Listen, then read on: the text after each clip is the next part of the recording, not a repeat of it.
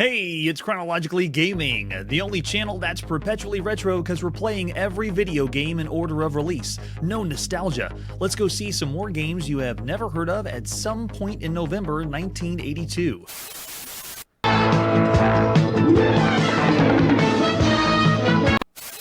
We were last getting crazy playing Crazy Kong on the Commodore VIC-20. Let's see what's next. Next is Ladybug. Hey, we know Ladybug. Wait a second, this doesn't look like Ladybug. Plus, there's no box for this Ladybug. Let's just pop it and play Ladybug on the Sharp MZ line of home computers.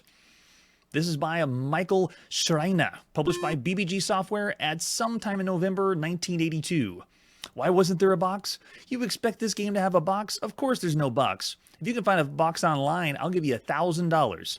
All right, here we go. I want to load this, and we are going to show you the magic of emulation and then fast forward so we don't have to wait for this thing to load. You can hear the magic. There it is, Ladybug. Awesome. Don't adjust your cassette, your TV sets. Everything in this game is in German because this game originated from Germany. This is the 19th game that we've seen on Chronologically Gaming that originated in Germany, or all of the text is German. So this is just par for the course because we're playing everything. This is the 22nd game we've seen on the Sharp MZ line of home computers. Go ahead and read at your leisure. It's going to explain what the bonus is and what Ladybug is, but we pretty much know what Ladybug is. This is an unofficial port, has nothing to do with the official Ladybug we saw in the arcade or the Ladybug we saw in the ColecoVision. Totally different, but it's obviously going to take some liberties. All right, hit the space bar key. Yeah, there we go. Make sure you have lots of fun, and then also drop a line for Michael Schreiner. Great job, Michael. I love it. Now, this is asking us in German if we want to adjust the controls. So you can redefine the inputs, which we definitely want to do. You can do Ja or Nein. Ja. Which one do we want to go for up? Which one do we want to go for down? What do we want to do for left? And what do we want to do for right? And that's it. You just have to do up, down, left, and right. It's keyboard controls only. We got Ladybug with the high score table. You can do a 1 or 2 player game, but 2 player is hot seat multiplayer. So I'm going to push 1, and let's go and play some Ladybug. There it is. And it does work. Look, I am obviously a bug. Amazing. I can't really tell which ones. Okay, there's the bonuses. I can see the letters on the outside. It's spelling extra. Here come the other enemies. Now, this is also interesting with the controls.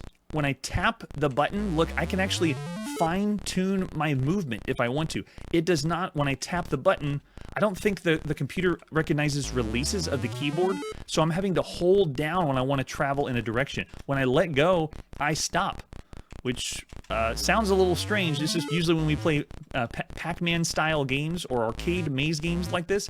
Usually we can just continue to move, but it's not letting me continue to move.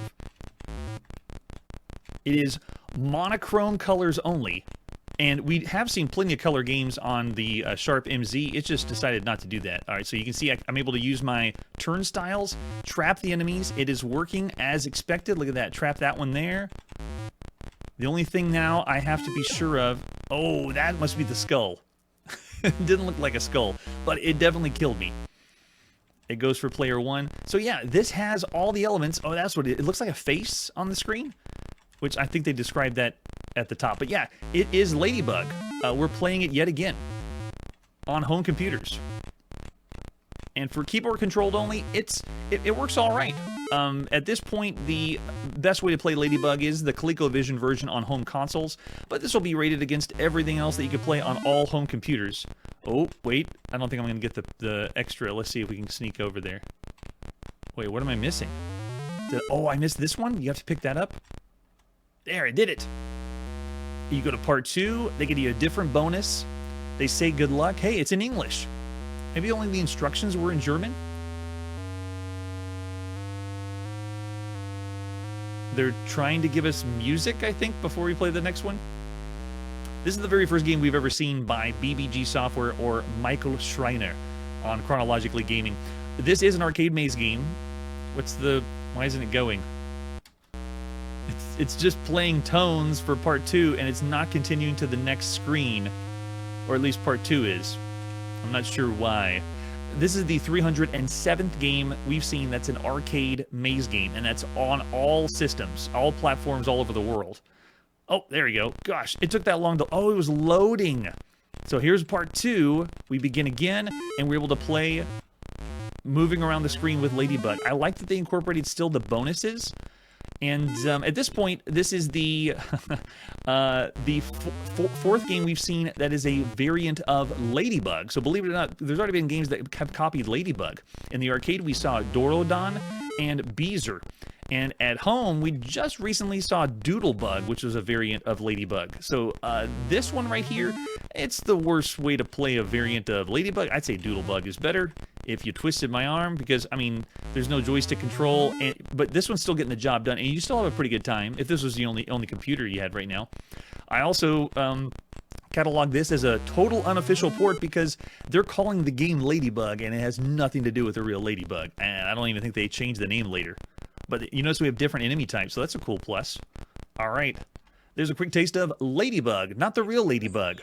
A totally different one on the Sharp MZ. Of all the games you could play on all home computers right now, this one's okay. This is actually a pretty good game to play, even though it's keyboard controlled only. I'm thinking somewhere around average for everything up to this point, because there's a lot of arcade maze games, but there's not a lot of Ladybug specific games. Looking over in the chat, I see a 2.5 star, maybe because of the monochrome, you know, not a lot of color. I mean, Ladybug, you gotta have a lot of color. Whenever think of the ColecoVision version, it was beautiful. GE Stream saying 3.5. 2.5, yeah, so it's still around the average range, but I wouldn't say exactly 3 stars. This is a very good time. There is multiple levels if you wanted to keep playing. I'm going to say 3.5. For all the games you could play, it's not a lot of Ladybugs out there, but there is a lot of arcade maze games. I'll give it that. Yeah, 2.5 from Barclay. So mostly between around the average range for all the games you can see, but yeah, right? It's very difficult to rate something on a computer you probably have never heard of before. All right, so that's Ladybug. Let's see what our next game is. Next, we're going to play the game Lokar's Magic Staff. And I've mentioned this, so I'm not super excited for this game. This is on the TRS-80 color computer. All we got for this one is an advertisement. It says, it has the Alchemist Laboratory here too, which is very similar to this game. Can you unlock the deadly secrets of Lokar's Magic Staff? $15, just like the Alchemist Laboratory? What a ripoff. Paying $15 and realizing you're going to get this piece of junk? All right, let's pop in and play Lokar's Magic Staff. This is by somebody, but published by the Real Software Company at some time in November 1982. We know who published it. We have no idea who did this. This is the 166th game we've seen on the TRS-80 Coco. How do we load this? The second game we've seen after the Real Software Company, they did the Alchemist Laboratory, so either one. All right, looks like we're running basic. Lokar. Staff. We really didn't even play the Alchemist Laboratory because it kept crashing or being buggy. And I'm sure it was because of the emulation, but still, we didn't have the best time. We got the idea. All right, Lokar's Magic Staff. Hey, it says 1983. The copyright does, but the first time you ever saw the ad, the one we just looked at, was November 1982. Yeah, Marshall, I know. Sometimes I spoil it if it's really, really, you know, bare bones. We get a little tune. It shows us the staff. It's breaking up into segments, and you got to make your way through the segments of the staff by, you'll see in the next screen. I have no idea who did this. You're in the chamber with no doors or windows. There's 5 crystal statues and Lokar's staff in the room. The staff has 3 sections, but only 1 is activated. Each section there are 5 carvings. You can touch each carving 3 times before it fades. By touching different combinations of carvings, you have to try to activate the entire staff and use it to get out of the chamber. So it sounds intriguing, but just watch. These are the carvings and how many touches are left. So we're just touching things. Which carving would you like to touch first? If we touch snake, you can see it lowers the touch. I'll touch wasp, and it makes some changes. So I did the 2 touches. You see it made the symbols change just a little bit. And a ball pops out of the staff and bounces away. Okay, so that happened. And then I'll try touching spider and touching centipede. We gotta touch centipede because, you know, the game. Centipede. So you can see it's changing what the staff looks like. At least we have something happening where the game's not crashing. The statue of the net man comes to life and casts his net in the air. He catches it and turns back into a statue. So I'm just going to stop the game right here. This is the whole game. It is completely random what you are doing. It gives you the illusion you're doing something. That's what the Alchemist Laboratory is and this game is. But you're really not doing anything. You're just doing trial and error and seeing what would happen. It barely constitutes as a game. There you go. That's Lokar's Magic Staff. Not very magical, but for $15, what a rip. Of all the games you could play across all home computers, I'm giving it half star. It's broken because, well, the Alchemist Laboratory actually did break for us, but this kind of quote-unquote game, I'm calling it broken. It is not. Someone says 4.5 stars in the chat. Oh, man. Yeah, I'll leave it at half star. Not even getting close to anything else after that. All right, let's see what our next game is. Our next game is Midway Kaisen, or Midway Campaign, that we've already seen in 1980 on the Apple II, Commodore PET, TRS-80, and the Atari home computer. This one is the port that Avalon Hill did in North America, brought over to Japan. The first version of this game was on the Fujitsu FM7, at least the first one that we're seeing, because I'm sure it was ported to lots of different computers. All we got for this one is the front of the box. And if you see FM8, it's because most of the games that were first for the FM7 were interchangeable. You could play them on the FM8 or the 7. But at the front of the box is showing us the game itself. This one is a very, very bare-bones strategy game. We originally saw this in 1980. There's no campaign mode to speak of. You can control either the Japanese fleet, like carriers, Asagi, Kaga, Soru, Hiryu, and Zuiho, or American, including Enterprise carriers, Hornet, Yorktown, Midway. At the end of the battle, the game will report if there's any carrier that has been lost and how many planes on either side are shot down, as well as a bottom line report on which side won the tactical victory. It's a complete strategy game. And I think all we have is, we just have some screenshots of what the game looks like. And this looks just like it did when we saw it in 1980. So it might be a direct port of the strategy game. All the text and everything. Any operational strategic simulation of the Midway campaign it's one of the first Midway computer conversions that we ever saw. It uses the XY axis to move your units like you're seeing on this grid. The battle gives an adequate challenge in 1980, but the design of this game, the parameters are they're pretty much obsolete. I mean, by now, at least in 1982. They may have been amazed in Japan, but we're not as amazed here. There's the example of the title screen.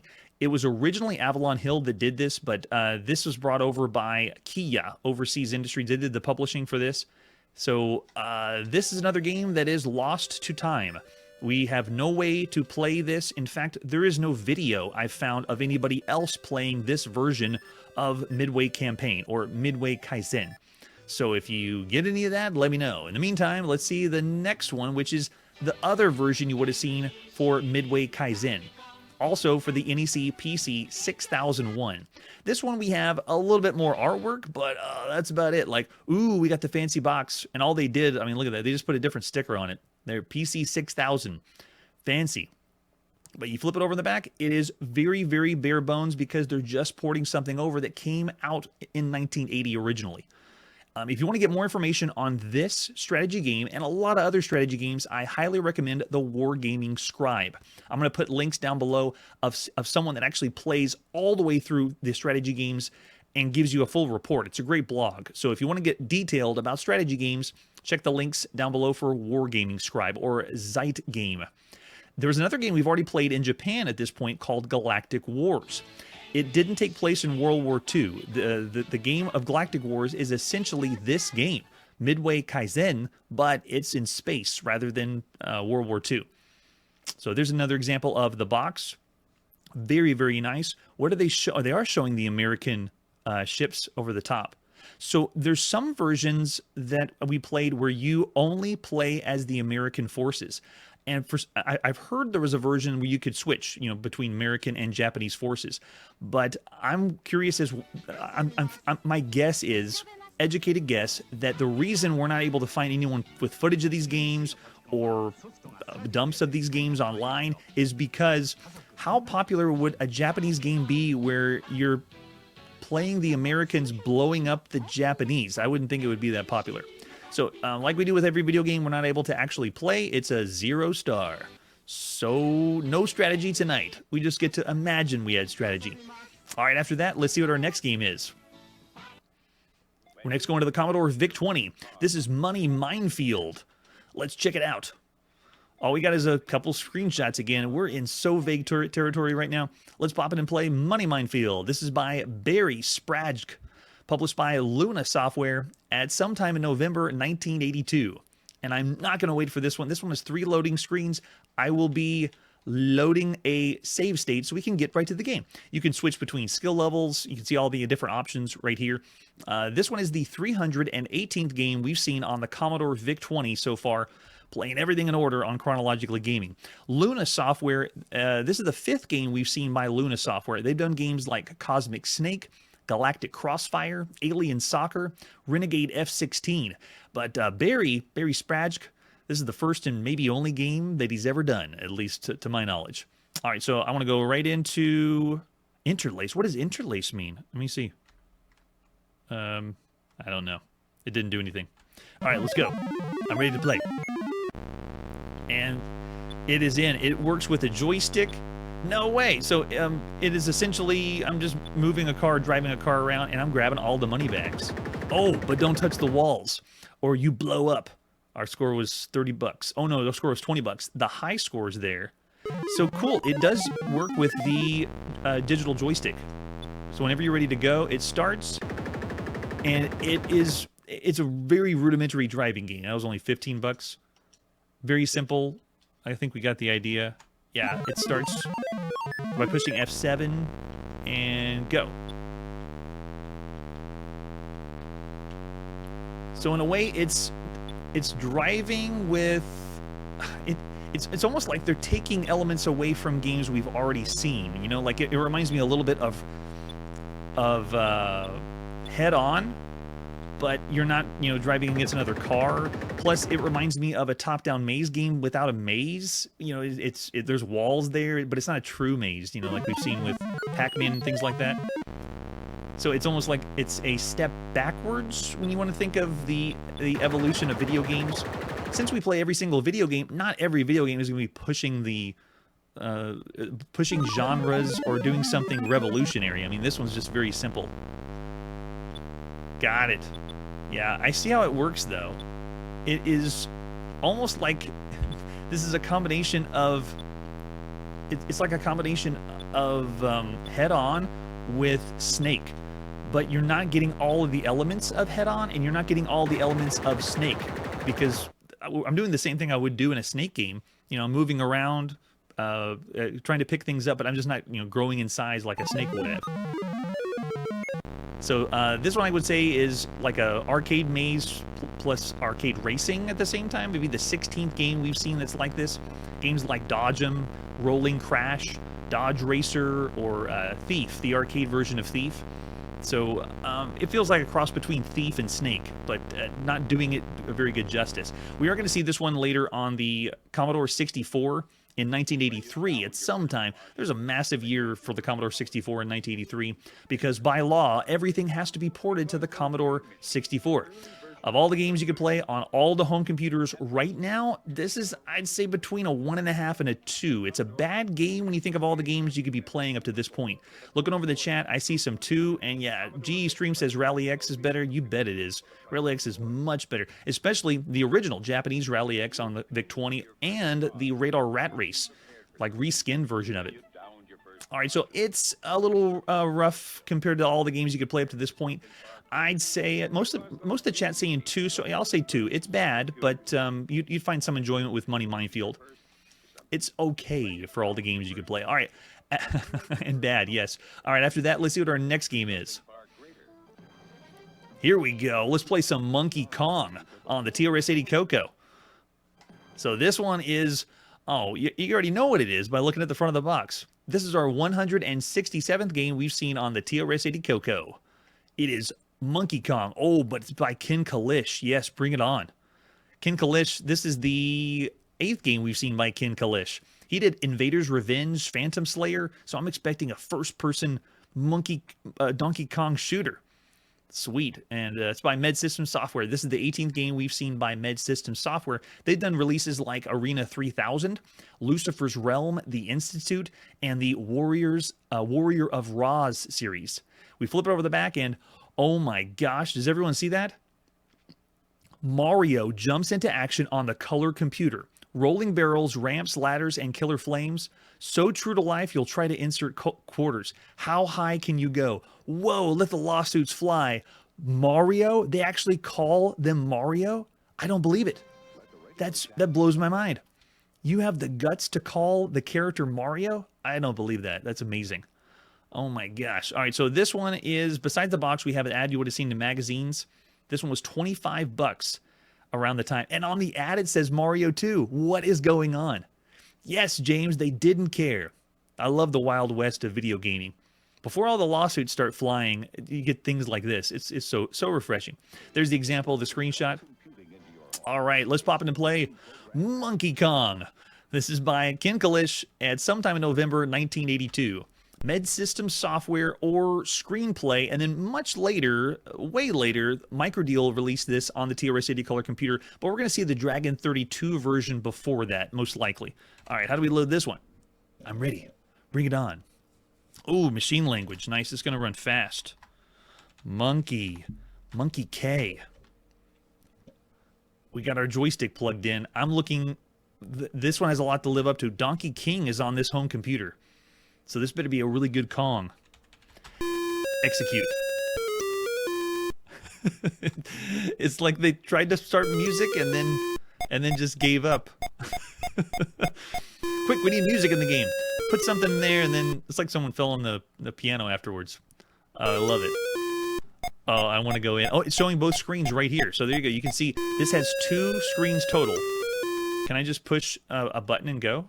Or do I need to push... Okay, I do. You have to select the number of players. I can do... How do I do the number... Oh, you have to push the number on the keypad. 1 or 2 players. Okay, so... And then what level of difficulty? It looks like it was saying, do you want to play as the damsel in distress or do you want to play as Donkey Kong? But that's not how it was. Oh, sorry, Monkey Kong. Monkey Kong. All right, so let's do select level. And we're in.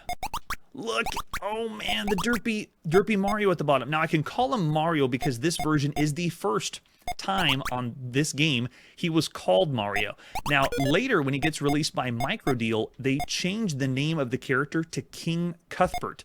So he looks the same. They didn't change anything about the way the character looks. I mean, he still looked like Mario, but this is sort of the beginning of the... Wait, did I just die? I had the hammer. What? That shouldn't have happened. You could call this the beginning of the Cuthbert series of video games because when it gets released in Europe and then re-released by Microdeal, they're going to change it to Cuthbert. Whoa, that's pretty cool. I can cancel out the ladder by or the hammer by jumping. That's very rare. And does everyone realize what we're playing right now? Monkey Kong is throwing cookies down, and the Mario that we're playing looks really close to the same Mario that's in... Oh, did he? The hit detection is pretty bad. I was too close to the barrel, apparently. But this feels like we're playing a variant of Donkey Kong on the Atari 2600 version. It's even jumping like that. It's almost like Ken Kalish saw the Donkey Kong on Atari 2600 and said, I want to make that Donkey Kong. And that's what he did, and that's what we're playing right now. What?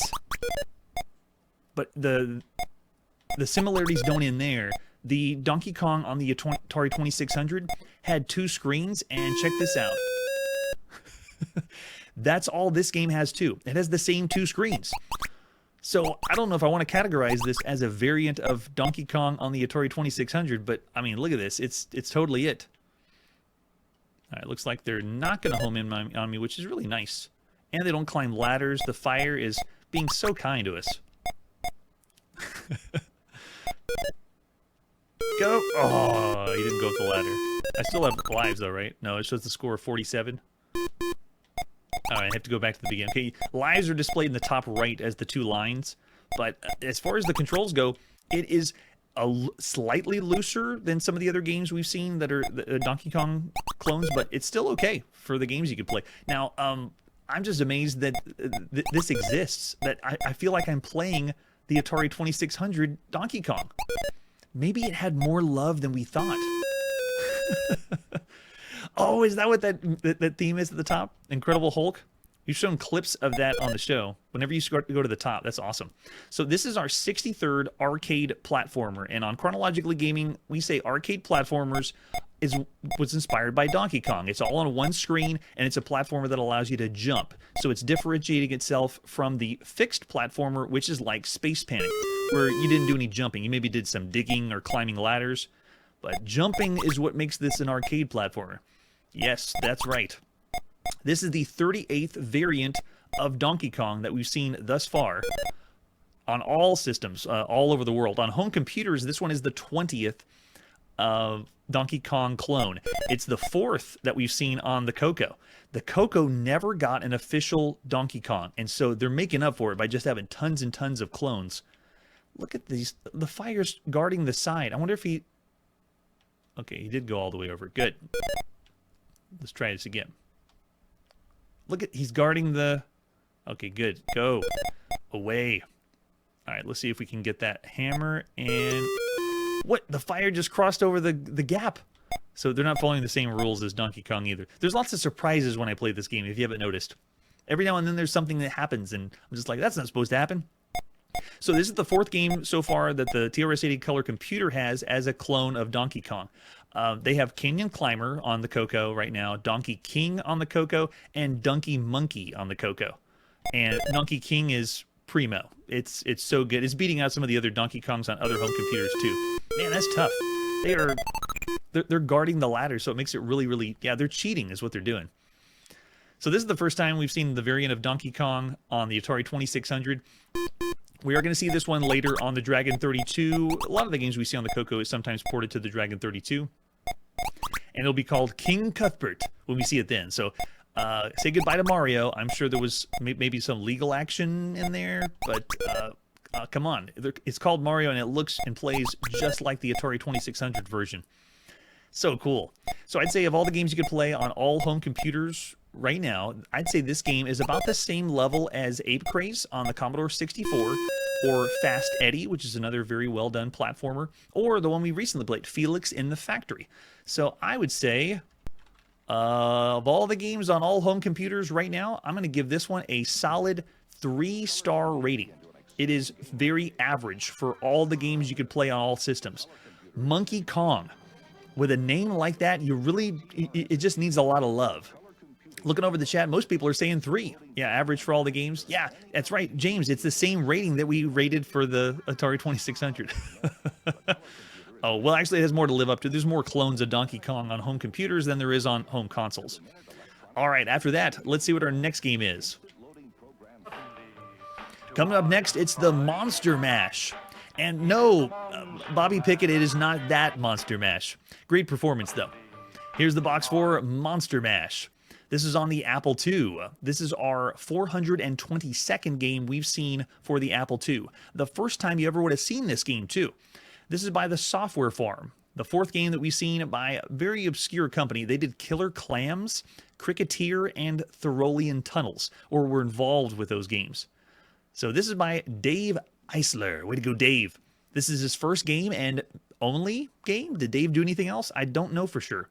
But this front of the box looks like someone made it themselves. Or wait, it may have been painted. But yeah, the quality you can tell is a little interesting. It makes you question, what kind of game is this? And that's how I want you to feel too. We flip it over the back, and it's late at night in a monster-infested graveyard. You've been given the job of keeping the monsters in. All you have between you and the complex chaos is a new Monster Masher system and quick reflexes. Monster Mash is an original, unique arcade action game written in assembly language. Sweet. I love it. And there is the Software Farm. Let's see what we got for other artwork for Monster Mash. Awesome. We're going to see this game released later as Monster Smash at some point in 1983. So this is the very first time you would have seen it. There's an ad from magazines. It's late at night. See, no wonder they changed the name. You can't call a game Monster Mash. Everyone hears that song every Halloween. There's the 5 1/4 floppy disk for Monster Mash. And an example of the screenshot. Let's pop it and play Monster Mash. by the software farm at sometime in November 1982. This one has a lot of different things that we haven't seen before in video games. I like that it's going to take a horror theme or a Halloween theme. That's always a plus. There it is, the software farm. And you can also get this game as Monster Smash on the Apple II. So we'll be seeing the other version, even though it's pretty much the same game. It'll be on the Atari home computer, Commodore 64, because every game has to be ported to the Commodore 64 by law. All right, so this is going through an attract mode, and you're asking yourself, what in the world are we looking at? Yeah, it's a very different game when you think of arcade-style games. All right, so I want to just go right in. Good evening. Welcome to my haunted graveyard. You came at just the right time. The crazed little monsters are starting out for another riotous night of death and destruction. If you're smart, you'll turn back now. But if you stay, be warned that the hideous creatures are headed for a particularly outrageous bash tonight. Can you stop the gruesome things before they escape from the graveyard? To see how good a monster master you are, type in your name between the marks and press the return key. Now, as I'm doing this, I want to point this out to everybody. Let's see if it does it. If I say chrono, okay, it doesn't say anything. We have video games that allow you to type in your initials for high scores. We have video games that allow you to type in your name before you play games. This is one of the first video games that is saving my profile, like that name that I just typed in, chrono. When I come back in the game, it will say, I remember you, and it loads what I had saved under my name the next time. So, for example, I want to do the keys, like change the keys up. If I push number 3, it's going to ask us how you want to control the game. Whatever you save, the next time you come in the game and put your name in, it will remember that. So this means this is a saved profile, sort of. It's very proto-saved profile, but one of the first we've ever seen on Chronologically Gaming. So forward thinking, way to go, Monster Mash. You can do the controls grouped, where all the mashers operate together. That's 6 through 9, and I'm going to do that. I'm not going to do independent, because then you have to push each key for every masher. And then it also wants to know how you want to control the gates where all the monsters go. And I'm going to do it again grouped 1 through 4. Otherwise, you can do this independently. So you can make the game very difficult and tougher. So right now, they have difficulty levels, 6 levels to choose from. We're now at level 1, and then I'm going to begin the game. Here we go. Good luck. So what I'm doing is, I'm just going to let the game play out. As the monsters go down, if they make it to the bottom right, like right here above my shoulder, if you get 10 monsters, then they're all going to leave, because we're going to lose the game. If 10 monsters go all the way down to the bottom right of the screen, then you lose. So you're supposed to do this. See the gravestones mash? You're supposed to lure the monsters into the gravestones and then time it so you can mash them. Whoa, the all-time high score was John Sidorchuk. I'm going to get that high score. We only got 7 today because I was showing everyone how to play the game. All right, let's do it again. Begin the game. Good luck. Now let's play for real. So I'm going to lure monsters, and it starts the first level fairly simple. So you can see how I'm leading them to a certain gravestone and then mashing them at the right time. What a unique idea. We haven't seen anything that is doing something like this. Very far away from this kind of idea would be something like the Deflex, where you were bouncing the ball around the screen and trying to get it in a certain place. But, I mean, that's still not even close to what this game's trying to do. Wave completed. And look, we got dancing pumpkins in the top right of the screen. Press any key to keep going. Prepare for wave 2 of level 1. And this just continues with adding different looking monsters, speed gets faster, and like I explained with the controls, you can decide if you want to open the gates one at a time or if you want them all to go together like this. But you can see how it's going to get crazy and chaotic as we move on and you get higher and higher levels. I love that this is not based on anything we've seen in the arcade, and it's starting to show the beginning of the originality of people making arcade-style games at home without getting the inspiration from something that we've seen in the arcades. Yeah, very interesting concept, and I messed around with the different controls and played with different ways, and it gets so interesting to figure out how to play and get the monsters to move the right way.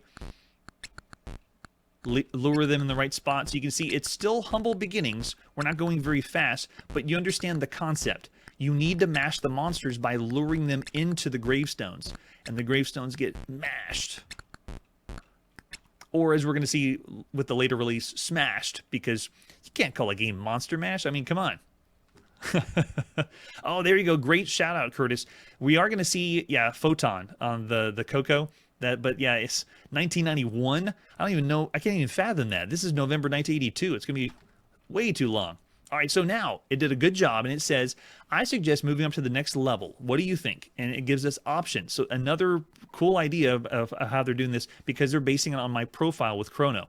I can advance to the next level or maintain this current level, and then it gives me all these options, and I'm doing this mid-game. That's a cool thing. Let's go ahead and advance to the next level. Prepare for wave 4 of level 2. Here we go. You gotta be on your toes. And you see we got a new type that they introduced on this level.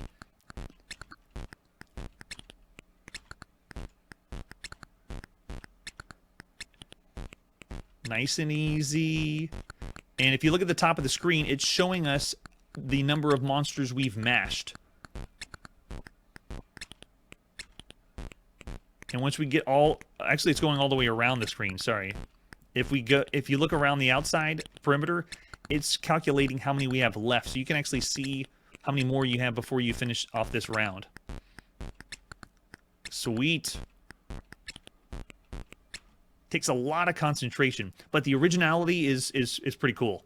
Yeah, and went a little bit faster too. So this is just the beginning. That is just the tip of the iceberg of Monster Mash, but you understand how it works. Of all the games you could play across all home computers, the way that they're incorporating elements that are presentation-wise, you know, like the profile and then the options to change controls and breaking up the way the difficulty is, it's different, and the gameplay's different. So very, very well done.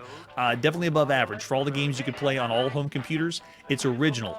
And I can understand why this was released later. It's picked up by Synapse Software. So we're going to see this on another publisher the next time we see it. This is the very first time we ever would have seen it.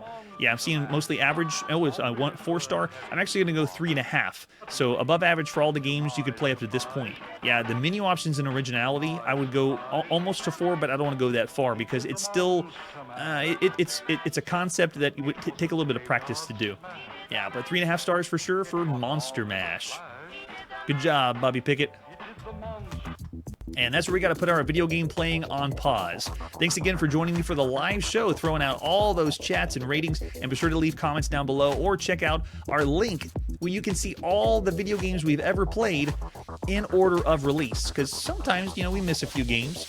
Next time on Chronologically Gaming, more handhelds from Japan that we probably won't be able to play. And Synapse Software delivers the ultimate fantasy video game. That's it for today, and like I always say, mash your monsters, but don't Kong your monkeys. Hey everybody, thanks for checking out the channel and joining me on my quest to play every single video game in order of release. We'll be streaming live every weekday at 9 p.m. Central, so join us and let us know if we missed any games along the way. This video would not be possible without Launchbox, RetroArch, and MAME. Tell all your friends there's some crazy guy named Chronologically Gaming trying to play every single video game. We have links down below that'll send you to places like our Discord and Patreon, and one that says all the video games we've ever played. If you go there, it's a list of everything, and you can click right to the game you want to see. Chronologically Gaming is the name to look for. We are perpetually retro, and we will catch you next time.